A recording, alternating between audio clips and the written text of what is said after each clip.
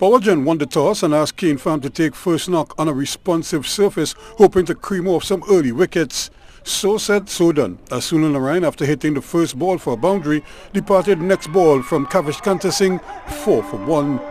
They would lose another as the eventual man of the series, Darren Cruikshank, chimed in with another scalp at 5 for 2. It was then up to Darren Bravo and Lendell Simmons to repair the damage, and the two experienced internationals looked full of intent.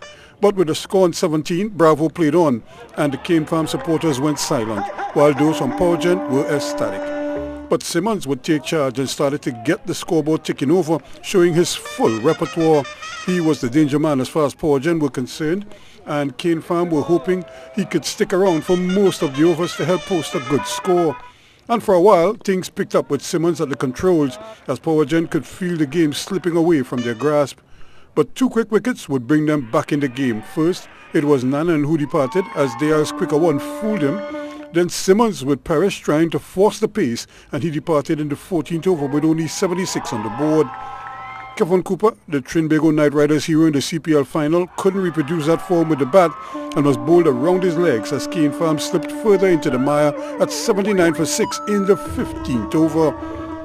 Skipper Riyad Emrit would strike a few lusty blows to add some respectability to the score, taking them past 100 and more. He played a sensible hand to remain 24 not out, while Seatal was on 10. Kane Farm eventually reaching 127 for 7 in their 20 overs on a testing pitch. A good crowd had gathered to witness this one, featuring a number of seasoned national campaigners who guaranteed excitement. And Cruikshank was providing a thriller minute with the bat as well, as he and Evan Lewis gave Powergen a solid start. The Queen's Park all-rounder, playing against several of his clubmates this time around, upstaged most of them as he was feasting early. But Narayan would have his revenge when he removed a dangerous-looking Cruikshank at 31 for 1. That got Lewis started, as he took the lead now and brought out the long handle and started waving it around like he wanted to end things quickly. Ominous signs indeed for Kane Farm, who needed to remove Lewis quickly. Their prayers would be answered when he tried one big shot too many and spooned a catch. Powergen would lose Cephas Cooper soon after that, as they slipped to 73 for 3 in the 13th over as the game hung in the balance. But national batsman Nicholson would play a wonderful hand to keep Powergen slightly ahead as they inched closer and closer to the target. He found a wonderful ally in Maniram, who was swinging for the fences and made good contact at times to breathe new life into the innings.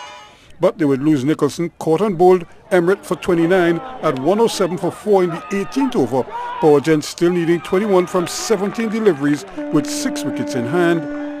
But they would lose a couple wickets and things became tight and tense. In fact, they reached 120 for 6 with the final over to be bowled by Simmons as they needed 8 for a victory. Powergen lost the dangerous Maniram attempting a second run. And the very next ball, Bagan hits it straight to Simmons and is run out at 122 for 8. Needing 6 from 2 deliveries, Guljar thought he had won it with one swing, but it went for 4, leaving them needing 2 off the final ball. He would make good contact and ran for the 2 on the Friesman's fumble, securing victory in the most dramatic of fashions off the very last ball. Powergen are the new champions, dethroning Kane Farm with victory by 2 wickets off the last ball.